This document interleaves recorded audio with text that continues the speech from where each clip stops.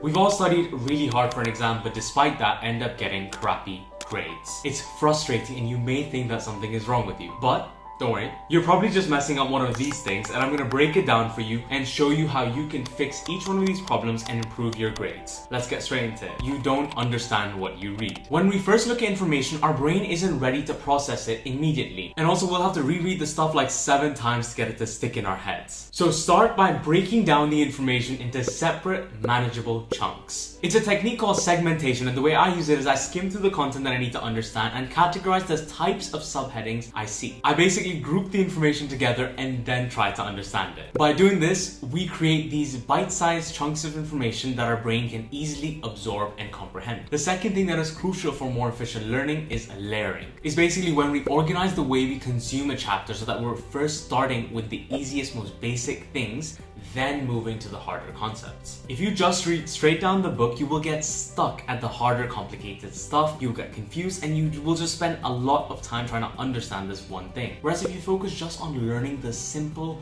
overview concepts, you'll have a much stronger foundation to then build the harder concepts on top of. This obviously will allow you to get stuck less, understand things better, and also do it quicker. And thirdly, consciously think about encoding. How can you associate this new knowledge that you're learning with all the pre-existing stuff that you already know? There's always prior knowledge on the topic or mental models that you can relate this new information to. For example, for a complicated topic like calculus, we link it to the rules we already know about from geometry and algebra, stuff we learned way earlier. So when reading a paragraph, never just think, I'm gonna sit and understand this one sentence. Use analogies to understand, make stories up, use questions and ask yourself them to stimulate yourself. Think out loud and try to connect these dots in the best way possible. That way your brain will naturally process the information you're learning in the short term to the long term. You don't test yourself enough. As much as we're all aware that practicing questions is vital, when are most of you bothered to do it? Studying hard doesn't mean just putting the hours in, it means putting in the effort and activation energy into testing yourself. And testing yourself during the learning, not after it as a separate thing. The first way I make sure I'm actually thinking about trying to test myself is by looking at the questions at the end of the chapter and trying to give them a go. The reason I do this is so that I know what to pay more attention to when I'm studying, because the knowledge that those questions assess is what the author of the book thinks is important. So doing those questions beforehand is a really good way of checking what we should be gaining from that chapter. The second way I test myself is by doing either practice papers or my own recall questions during each of the study blocks. For more calculation-based subjects, I focus on working and reworking each problem. That's also more helpful and usually more valuable than just reading through the concept again. You're overdoing the study techniques. I'm really guilty of this. As much as improving the way I learn has benefited me exponentially over time, there were times when I relied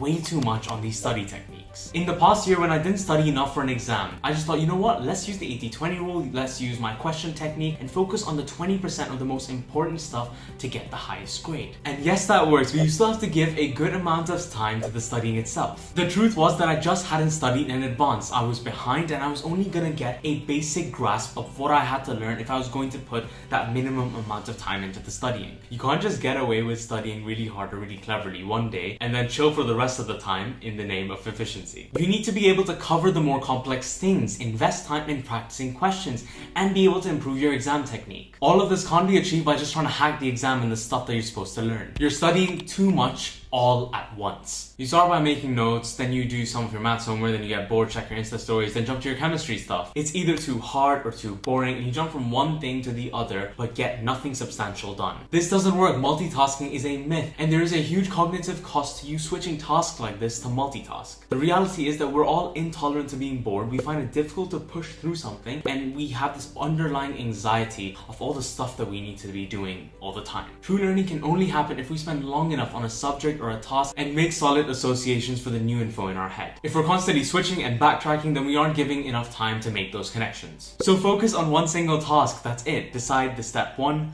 2, and 3 to studying a certain thing, and then focus on that and do it for 2 hours. Get in that flow state. It's better this way because you will definitely retain more with a structured form of learning. You're a slow learner and don't know what to do about it. There's always times when we feel slow, when it takes too long to learn a concept we want to. So we resort to repetition, going through it again and again. And this isn't necessarily a bad thing when you're stuck on something. But the one thing that improves the speed of your understanding by a lot is to add variety to the repetition. Instead of mindlessly repeating the same lecture or paragraph over and over again, do something different each time. Read through it the first time. I usually watch a video after as well, maybe talk about it with a friend or make a mind map to help you understand it better. The first benefit of repeating with variety is that all these things will expose you to different forms of learning, and it'll make you experiment with what works with this specific topic and what works for you. And secondly, it'll speed up your understanding because you're not just using one thing to help you learn, you're using all these different mediums that will help you connect the dots a lot faster. I know you think that you're working really hard, but have you started early enough? Are you utilizing the time well and not getting distracted? A lot of people believe that they're studying hard because they're emotionally invested in that subject, and they mistake that investment for thinking that they put in a lot of hard work. There's this concept called overstudying, and it's the idea that you should be studying the complex concepts in 3 times more detail. As much as I do believe in efficient studying, on the days when nothing is going in, the only solution that makes sense is to go deeper into the topic. Learn why something is the way it is. Understand the specifics better, so that the next time you come across anything even related to that topic, you'll learn it a lot easier. You're not keeping track of your mistakes. Not keeping track in the types of mistakes that we make in our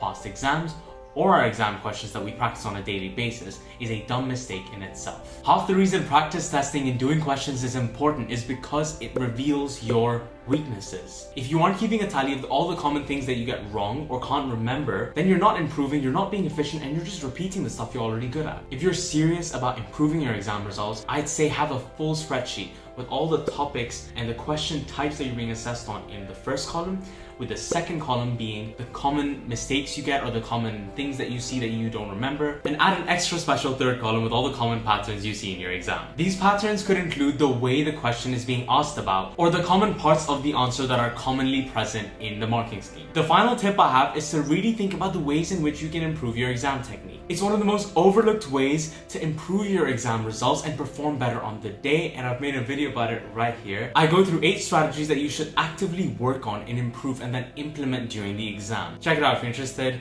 Thank you so much for watching. I really hope this has helped, and I'll see you in the next one.